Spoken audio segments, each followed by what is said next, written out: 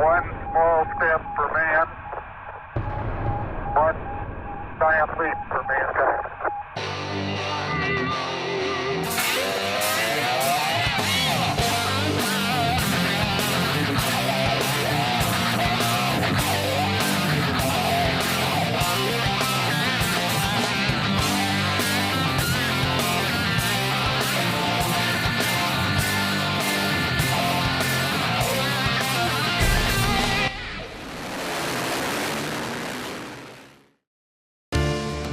The Tough One is the UK's premier extreme enduro and regarded as one of the toughest events of its kind in the world.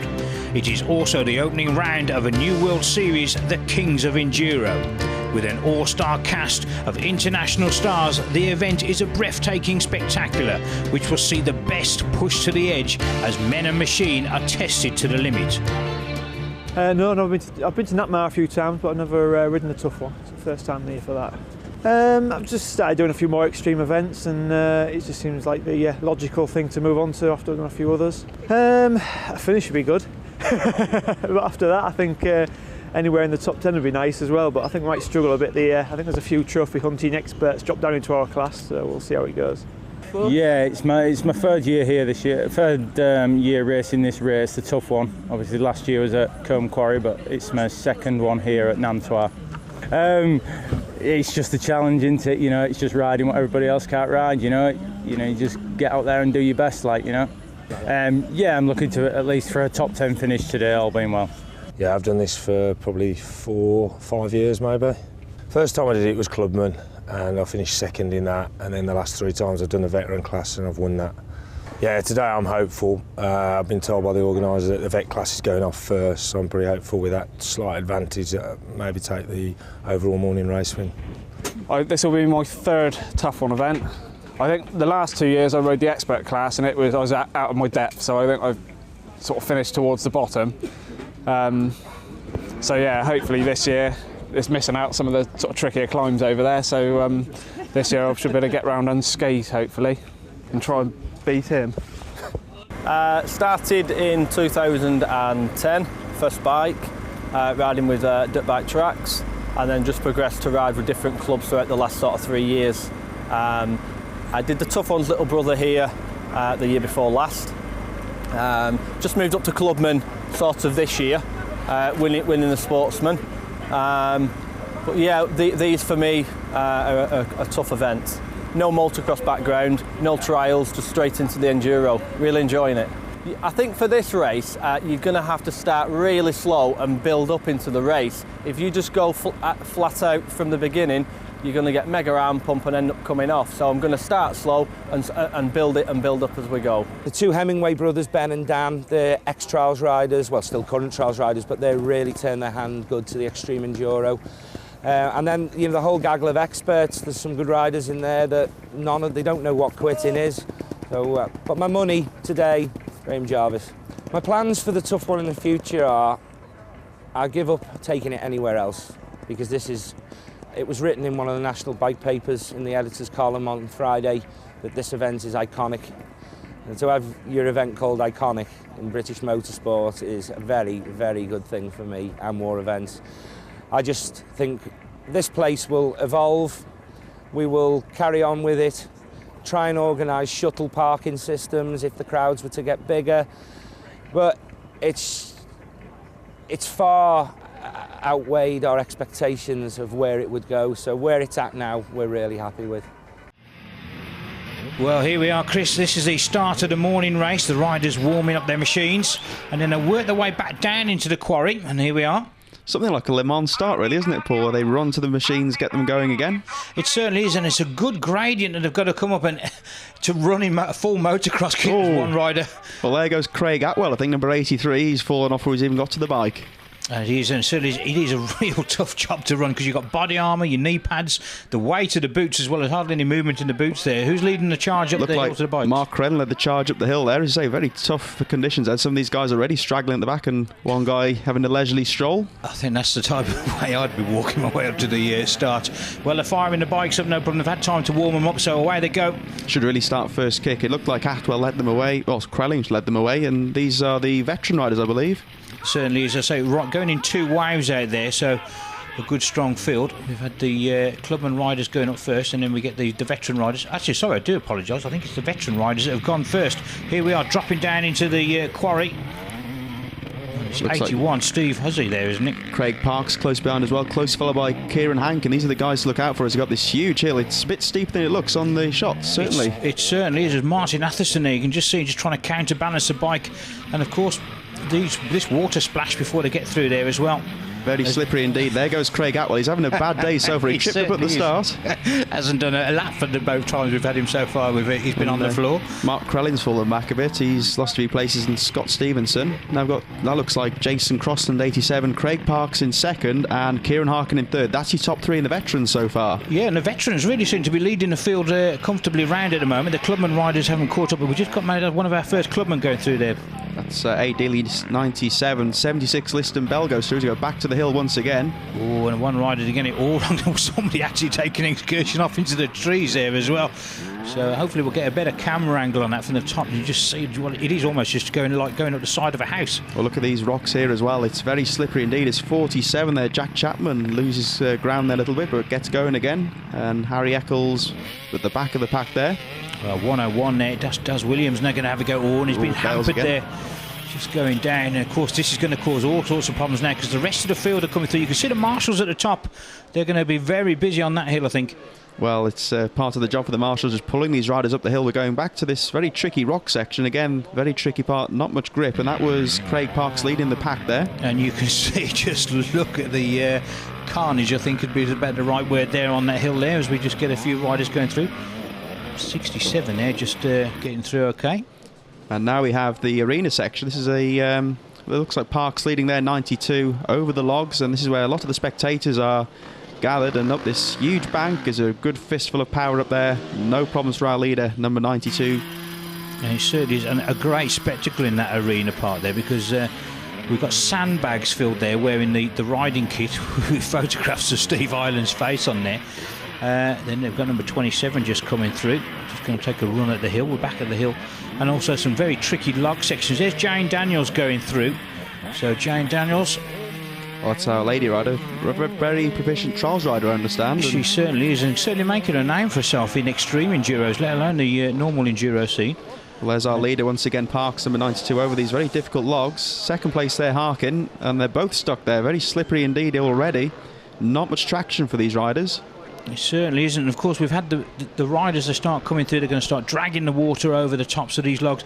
They're going to be tricky enough anyway. We've had a heavy frost on the night before, so the damp and it's just the wheel spins. They've just got to hit it, just carry the momentum through. They can't really afford to twitch the throttle too much, otherwise they're just going to see them spinning out. And Craig Parkshead just having to take a bit of a dab there. 22 Hannekin. And there we are, back to the hill once again. And 83, oh, he loses it again. That's 83, getting it all wrong there, showing you just how wrong it can be. And that's 103. He's turning his bike around there. So it's Luke Stringer, I believe, on the KTM. He's going to have a proper run at the hill by the looks of things. Certainly is, and that's the key, really. We've got to get a real good run up the hill. And you can see some of the machines there, the steam up behind there, aren't they? Yeah, starting to really cook the radiators there. I think it's a case of taking your time, getting a clear run at this hill as 103's having another go. Now is he going to make it? Oh, and both feet off the peaks. And you can see there's a bit of heavy exposed route there. Well, we're now down back at this is the bottom, what's going to be called the root of all evil. You can see already they're just feeding their way through nice and gently as 63 comes to a halt there.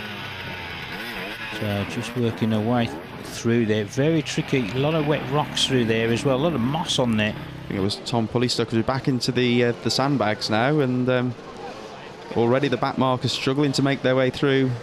One or two riders already stuck in there, and they're quite heavy, those sandbags, aren't they? They certainly are. You imagine somebody like swinging a punch bag at you. Certainly going to be dragging them from the bikes. 57 coming through there. That's Jason Piper with looks like, just threading his way through. Just stalls the bike though, unfortunately. Oh no, he doesn't. He keeps on going. Keeps the momentum on there. And you can see one right to that tyre, 101, nearly dragged him off. It was Daz Williams. Darren Skilling going through there. And look at the traffic jam here, Paul. They're all trying to thread their way through these logs. They certainly are. You can see now it's number 27. It's holding him up. 55 there on the pipes as well. And you can see it glistening now, so you can see that wet mud over there as 86 just goes through. Scott Stevenson. No problems with him then. Still the traffic threading their way through. The marshals getting involved, aren't they, Paul? They certainly are, and this event is absolutely crucial for the help of the marshals, because some of these riders are literally just going down there. That looks like Jason Piper coming through past the stricken rider and heading towards the hill. He's having a look and just seeing if there's a clear run. Rider from Northern Ireland, I believe. Yeah, I spoke to him on the day actually, and he said they've got nothing like this at all in Ireland, and they've been coming over for a couple of years. Absolutely love the event. There comes Piper's turn up the hill. He's giving it some gas up there now. Is he going to make it? Oh, very slowly indeed, pedalling his way up, but he makes it up, Paul. He certainly did, and just another rider just going up. Going through. A couple of riders, and he's key. They're all being patient now, getting a good clear run at a bit. And the last in line here is Aaron Smith, 104. Is he going to make it? Oh, legs everywhere now. And he was close to the back of the mudguard, as well as almost if he was going to go off and look at the steam and mayhem down here on the logs. There's their marshals getting stuck in there from the Wirral Off-Road organisers there.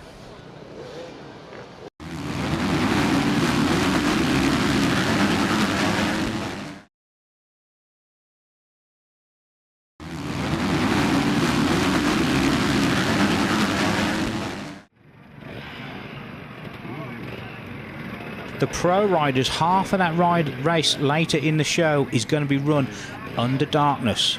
So stay tuned, because we are going to have some very spectacular action later. And this is Scott Stevenson, one of the front runners at the moment, making his way down one of those fearsome descents here at Nantmar. But no problems with him, that's why he's up with the leaders. There we are now, we're just getting number 68, David Dudley coming through. Clubman leader, Aaron Retling coming through. And there's Jane Daniels, second in the Clubman. We've mentioned her a few times, and you can see that great start she's just carrying through. This looks like Adam Jones, not with the leaders at the moment, but still running smoothly. An achievement in itself just to finish, I would say, Paul. I think quite a few of these riders would just be happy for a finish, especially in the morning Clubman race. Because, I mean, even if you've done an enduro yourself, an enduro can be pretty tough, but I mean, this is grueling stuff. This is what they call extreme enduro, and enduros are by no means easy, are they? It's a very difficult event. Just the natural terrain really is there to catch out any unsuspecting rider. And although they're tough enough, there is a growing popularity, and they're becoming called hard enduros now, and they seem to be springing up. But of course, the tough one is probably the premier one in the UK for this class, and also like it's one of the opening rounds now of the World Enduro Kings series. Well, the lead on was one rider. I think that was Gareth Berezensky reaching for the palings there, but that's 58 by the looks of things. That's Richard McCartney, I do beg your pardon. He's okay though, and back into the action. As we were saying, Paul, with the international flavours, a lot of riders come from abroad nowadays to take part. They certainly do, especially in the later race we're going to be bringing you highlights from. I mean, we've got riders from as far afield as Mexico, Spain, Portugal. They're just really, I mean, it is such a premier event now that riders will travel to this event, and it just keeps growing in stature year on year. I think it's a major scalp if you win this one. It's such a tough event, and well, there's Parks. He's now down to second, and we're coming now to the closing stage of this race. There's 89 there, caught up in the vines. That's another issue there for the riders. He's trying to free that from his bike, and Paul, I do believe we've got the leading results as we come to the closing stages. Certainly are. We'll start with the Clubman, the top 10 looking at this like this at the moment. 68 David Dudley, your race leader, from 59 Jane Daniels, we've just seen there. Chris Garlick in third place. In fourth place, Gareth Brzezinski, and in sixth place, 66 Danny Thomas. Liston Bell in sixth place, and Aid Dealey in seventh place. If you'll have a look at the veteran riders for us. We'll look at the vets now. It's still number 22, Kieran Hankin, that's taken the lead. It's Craig Parks, 92 in second. 87, Jason Crossland third. And here we are. Kieran Hankin takes the checkers.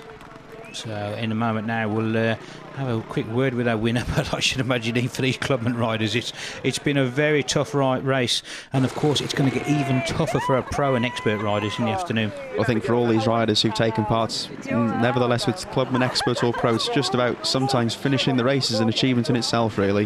There you go, Kieran just being greeted by his dog. Now of course Kieran's the first one over the line. It's on a set time. Obviously the Clubman results out there. David Dudley will take the win in that, and Jane Daniels second, Chris Garlick in third. But here we go, let's go and have a quick word with our winner. Well, normally I panic a bit and try and get to the front, but this time I just thought, I know I was in a decent position, so just a case of, I thought I'll sit with it, and I got in the lead actually on the first lap and then went the wrong way, so I had to do it all again, and then it was just a case of don't rush, just take your time.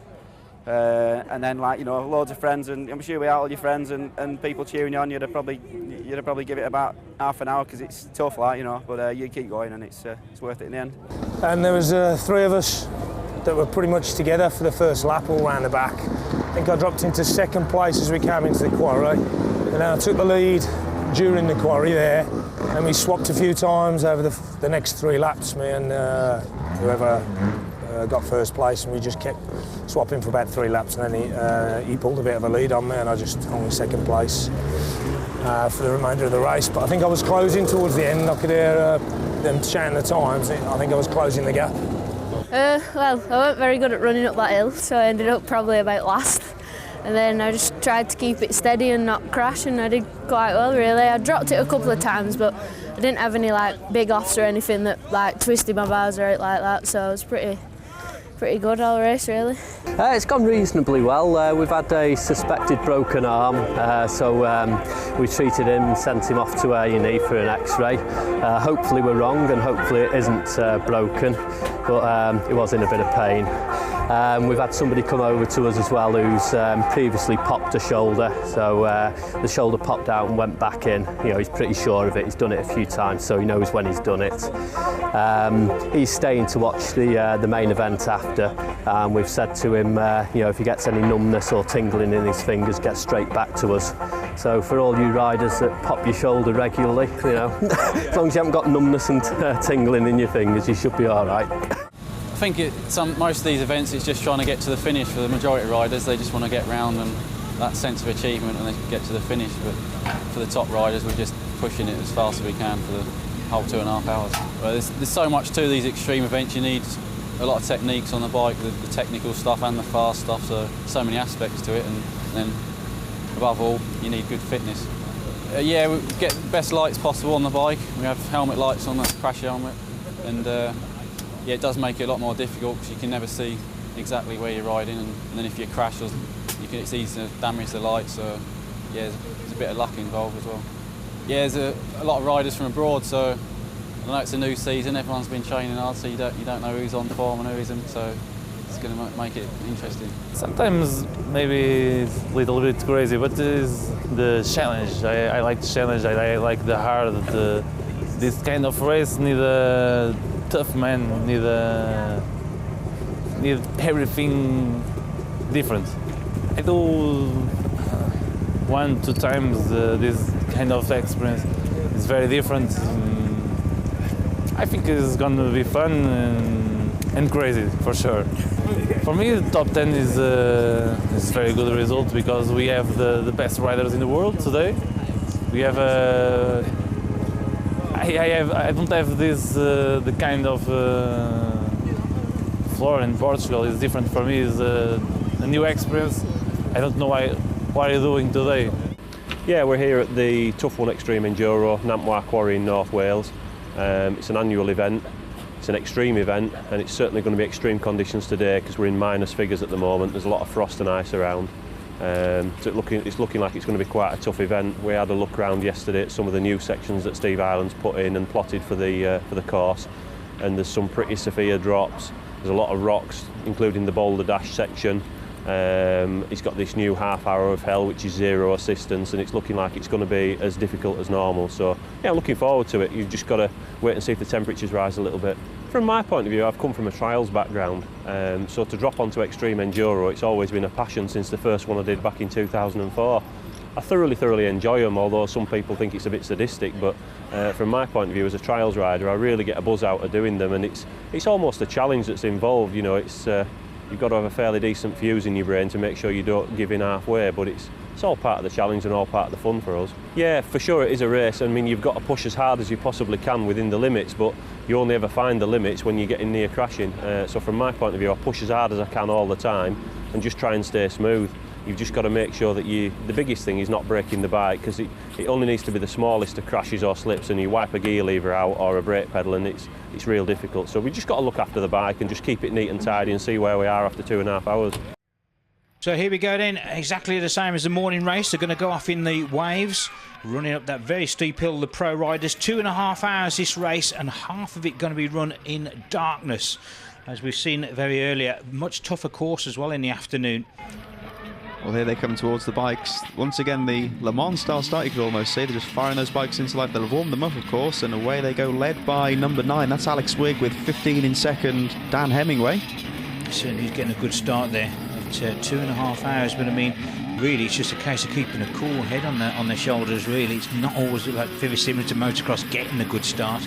I suppose they will need to avoid some of the traffic and bottlenecks with the expert riders are probably going to get involved in. Well, as you said, Paul, it's a 2.5 hour race. Some of these guys at the back just taking a leisurely start. It is a long race and such a difficult course that not necessarily won and lost on the start. It certainly is, and we've got Jarvis now dropping down into the quarry. So Graham Jarvis, your early race leader. Absolutely flying up the hill there, no promises experience. Former trials rider turned enduro ace with Dan Hemingway second, close followed by, I believe that's number 11, Wayne Braybrook in third. It certainly is, and I've got Jarvis, our race leader, probably the most successful extreme enduro rider in the world at the moment. Comes through. He's had a new lease of life as an extreme enduro rider, of course a world trials rider a few years ago. And there's Ben Hemingway going up that steep hill once again, closely followed by the early leader Alex Wigg. Certainly is, and here we come, and this is the route of all evil. And we didn't see the clubman riders come up this section earlier, and they'll come up here and they'll just switch round, and we're going to be showing you shortly almost a sheer rock face that these guys are going to be climbing up, and you'll soon see it why it is called the route of all evil. Absolutely spectacular stuff. And look at this for a drop off. The camera angle does not do it justice, dropping down the side of a cliff. I think every time you watch these riders going down there, you think they're just going to fall off. The front wheels going everywhere. The riders just hanging on there, making sure they thread the bikes through. As Jarvis goes down now, once that's been completed, they've got this rather tricky rock section, which you just saw Jarvis going through there. It used to be part of the Boulder Dash, which used to run at the end of the event. And of course, Steve Ireland has decided to put it in for virtually the whole of the race in this one. Well, it was 30 Jack Lee as we cut back to that fearsome hill. Now this looks like number 2 there on the KTM. Just dropping down into Paul the rock Bolton. section. He's down in about 4th place at the moment because we've got Jarvis in there, and that's Ben Hemingway up there as well with the leaders as they're coming through that rock section.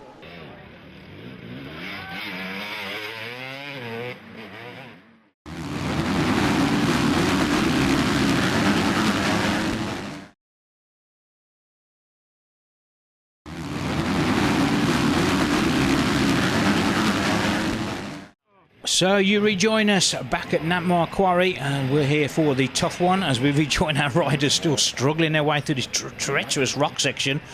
Number 2, Paul Bolton, who was fancied runner to give Graham Jarvis a bit of a run for money, has gone out with a broken clutch cover, went out on lap 3, so unfortunate news there for Paul Bolton. Terrible shame from him. He was the runner-up last year, of course, here at the Tough One. Denied the chance to go for victory this year. That's Alex Wigg, by the looks of things, number 9, picking his way through those rocks, and no problems for Wigg there. He certainly did. Almost one of our marshals just having to step out of the way back on that treacherous hill. And you can see the spectators watching those riders dropping down there, just throwing caution to the wind almost, just hanging on almost. I mean, there's Wayne Braybrook, but going back to that hill, I mean, just watching it, I'm holding my breath. God knows what the riders are thinking when they come down there.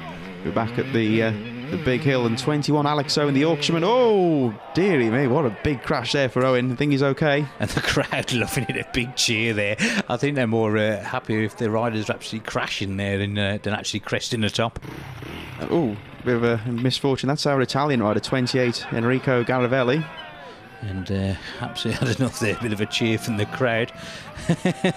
You can see him there, just slumped over his bike. Pausing for a breather. There's another rider having a go. Now, who's this? This looks like number 30, Jack Lee. Now, is he going to make it up the hill? Here he goes. Oh, very close. And also, we're just starting to get dust conditions now. And the crowd now, Giovelli, he's going to have a go. The crowd urging him, and he's getting the crowd to make more noise. Is he going to go? Here he goes, 28 Gavelli. Starts his climb up there. Oh, he launches his bike to the top, and the crowd applauding him and cheering him just for taking the attempt at it. 10 out of 10 for effort there, Paul, I would say. He certainly is. And as I say, the camera really doesn't give... You can see how difficult it is just standing there.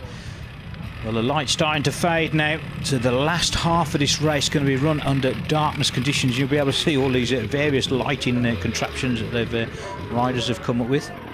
Here comes Gary Jenkins heading his way up the hill now, and as you can see, getting even darker, harder to see the rocks on this hill, and very close paddling goes up the hill, Jenkins, and just about makes it. He was, it almost looked like he was going to go off to the side of the track there, but he just managed to keep it going, keep that, and that's the key again, it's all about keeping the momentum going.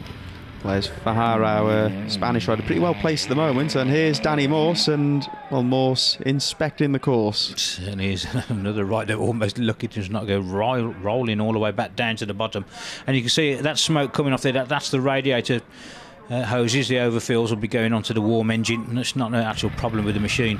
One thing you can see now the light's fading is the lighting systems these riders use as Jarvis drops down the hill. They're not just on the bikes, they've got the big headlights on the bikes, even as far as the helmets, Paul. Yeah, and some on the handguards as well. So, I mean, various different lighting systems on there. This one rider just coming through, headlights on the front of the bike and on the handlebars on that one.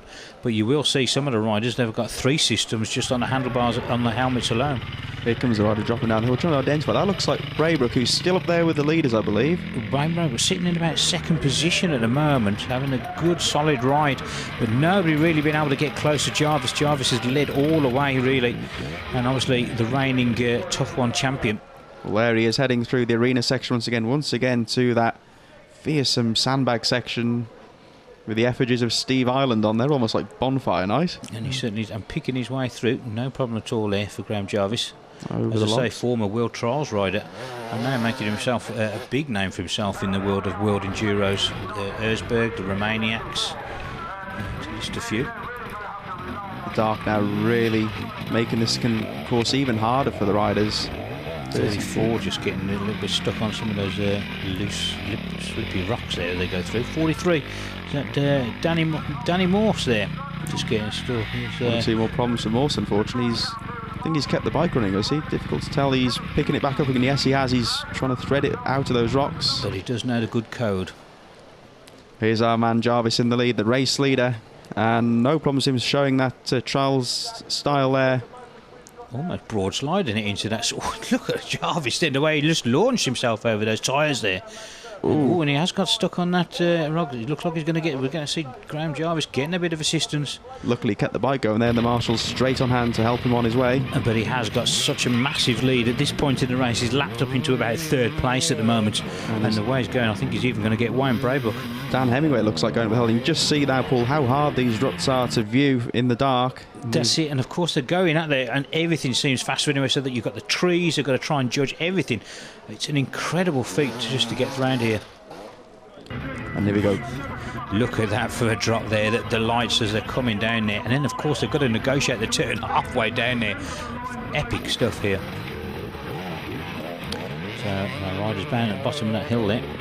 And you can see, Paul, just how difficult these conditions are. Those huge ruts at the bottom of the hill, so they can't really get a run up anymore, and that hill used in the morning didn't quite make it there as well, and he's going to be in all sorts of trouble to get his way out of that position there. And you can see he's literally almost falling backwards down himself, almost like just literally trying to park on the side of the house. Back to this end again. You see the lights on the handlebars there assisting that rider. Can't quite tell what it is, unfortunately, but making his way down the hill might be Alex Swig, number 9. And he looks like he's lost his actual main headlight on the front of his bike there, so had a bit of an incident there. I think we'd be glad it's all over when this one's finished, and carnage at the end here, Paul. For a minute I thought it was Wayne Braybrook there as well, but he's not. He's going okay. Looks like 34 Scott Austin, one of our expert riders, making his way down the hill. And here they come, dropping down. I think this is Wayne Braybrook now joining us as they come down into this rock section. Here comes Braybrook. Fearsome drop there. And great shots here as they come down here into this rock section. I think it'd be fair to say, Paul, that's a cliff face, really, more than a hill. Yeah, so definitely. But our rider, that's Braybrook coming through there now. And we saw the riders getting stuck there in the daylight. And you can see Wayne Braybrook just picking his way through, working his way through the traffic there, making a bit of a dab as he goes through. Just a case of survival now, Paul. That looks like number 30 making his way over the logs there. That's Jack Lee on the gas. Ooh, just slipping on the front wheel there. Marshall's on hand though. Bit of an uncomfortable position to be there as well, doing the splits there. But we are coming towards the closing stages of this moment, of this race at the moment. Graham Jarvis, your race leader from Wayne Braybrook, and then Ben Hemingway in third, Dan Hemingway, his brother, in fourth. So the British riders really are stamping their authority. Then we got Farhat from Spain, then Alex Wigg, then Austrian rider Lars Ennockel, and then Jesus Zavala from Mexico in 8th position. Expert class at the moment, looking like that. Looking at the expert class, they've got Jack Lee on the gas leading, Mark Jackson in second, Gary Jenkins third, as we join the descent once again. Just dropping down there, so we are coming to the close. 2.5 hours these guys have been out there, and of course bitterly cold as well. I mean, as a rider, you know, when your hands start getting cold, these riders, their clutch control is going to be absolutely paramount at all times, so it's going to be really tough on them with the freezing conditions. So much harder. It's almost like your hands going numb. You can't move the clutch lever at this stage. Very, very difficult to move the clutch lever. The hands to be so stiff as. Oh, Jarvis momentarily lapsed there for him, but no problems. Yeah, as I say, because it was -3 conditions at the start of the event in the morning, and it really didn't get much above freezing all day. Was that Jarvis just going through the pipe section there again then? I'm not too sure.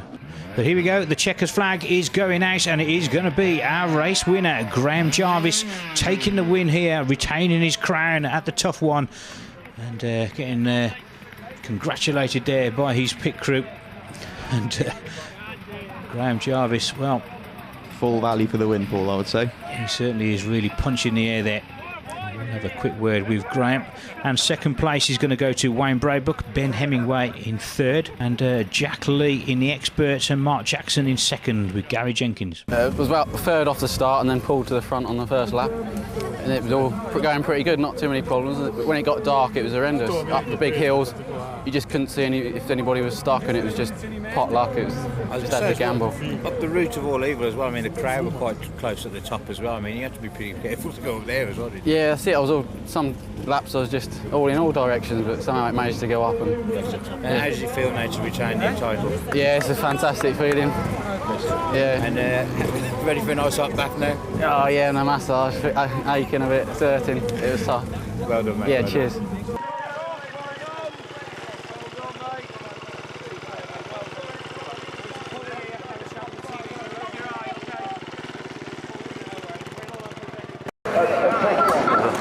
Done.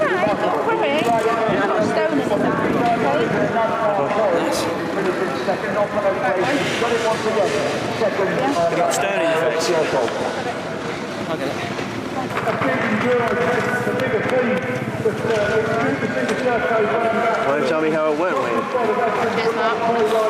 It's been insane. It has been tough. I got an okay start and just tried to settle into a rhythm really, but it's been so slippy, it's been incredible. The greasy ground, it's been icy, it's been everything. Got passed by quite a few of the young riders and just thought I've got to hang in there because it always comes right in the end. Graham had a good lead, hats off to him, he's the world's best at the moment, and to try and hang with him would have been foolish. But from my point of view, I had to look after the bike, just bring it home, and we're here again. It's a nice riding in the night, tell us about that. Yeah, it's awesome. If you've got a good light setup, I mean, I've got Trail Tech lights, they're the best in the world, and you just can't fail to go wrong with them. So I've had a good light setup, had a few problems, I knocked that one off on the tree, had to stop and fit it back on, same with this one, but thankfully we just brought it home, which is the main thing. Do you mind telling us what happened with the eye? Yeah, Tom Ely, a club rider down in the bottom, I got up behind him, he saw my lights, and he just gave it a big handful in the loose rocks, and didn't get my head down quick enough, and I felt it hit my eye straight away. I could feel I'd cut it, but I just thought it's pointless stopping now, we just got to keep going. That was 3 laps from the end, so yeah, it'll be all right. Well, congratulations. Pain's only temporary.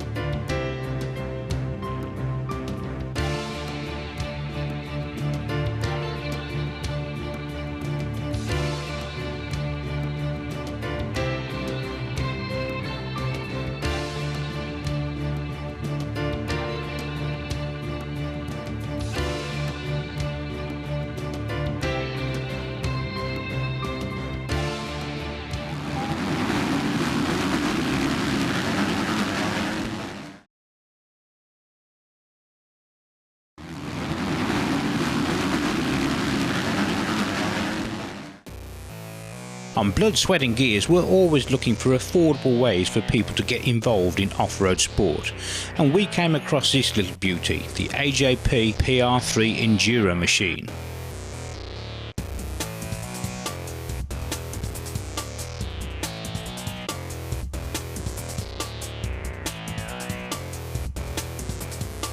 Now, AJPs are Portuguese-made machines where they've been building them since 1987.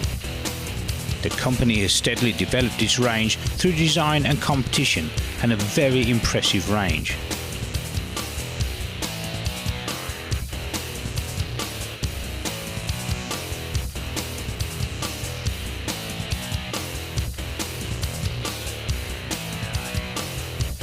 The reason we have chosen the PR3 model is because it is in the 125 class and is perfect for people who are new to motorcycling to attract them into the off-road side of things.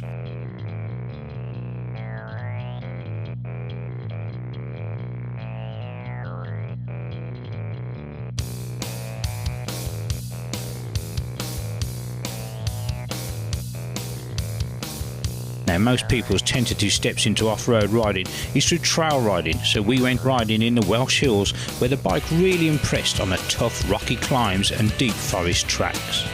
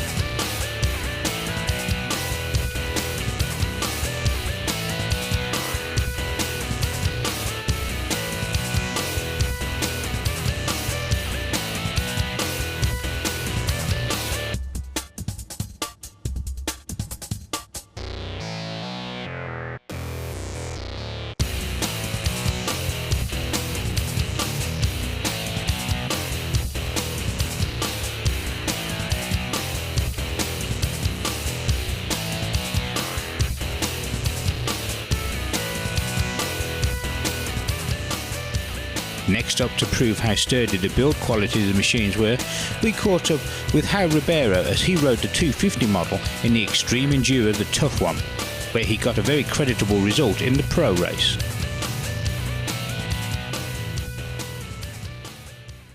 Yeah, I like the race. It's very, very hard. I'm a little bit tired. In the first laps, I have a big problem with a cold. I can't move the fingers.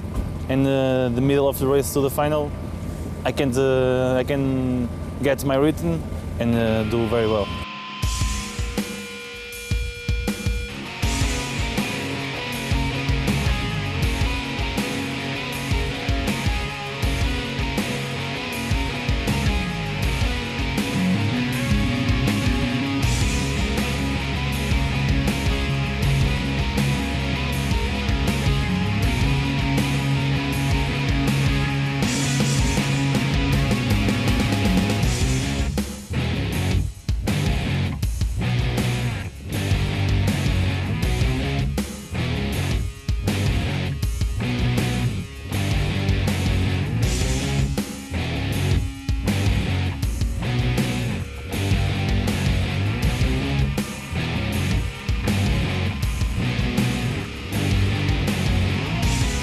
Have some problems in some hill there, but the guys, I love these guys here. Is very, very cool. Help me when I can't, but in this drop is very, very, very, very difficult because the bike go very, very fast, and no more. In the night is, for me, is the best of this race. So far our test bike was faring very well, but how would the 125 model do in competition?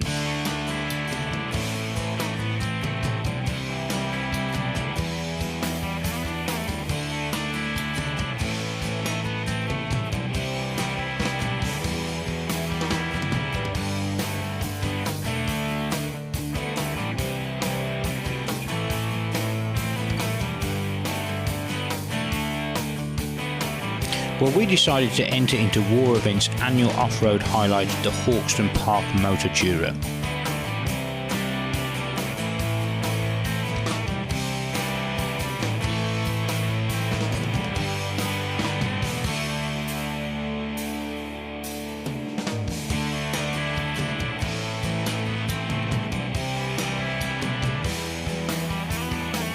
Now, Hawkston Park has a reputation as being one of the toughest motocross tracks in the world.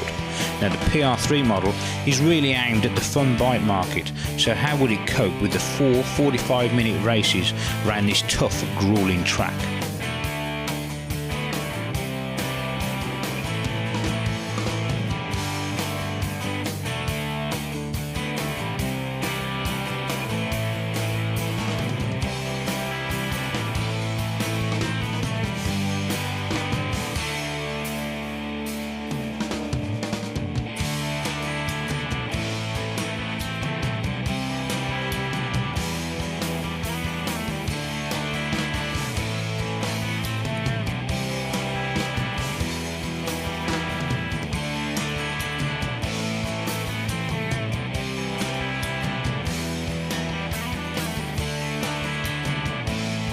Well, the results were pretty impressive. The frame and suspension are a great package, handling the track's tough whooped out sections and bumps excellently.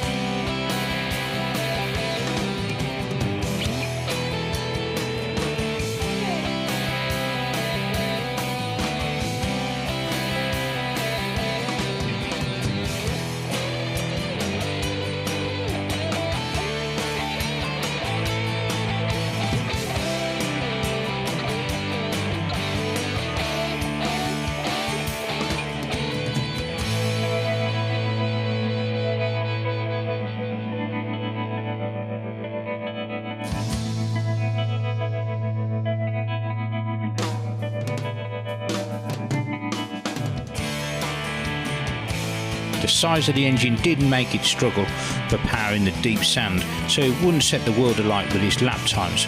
But the bike was a joy to ride and made easy work of the event, giving us a fantastic day's riding, with a grin from ear to ear.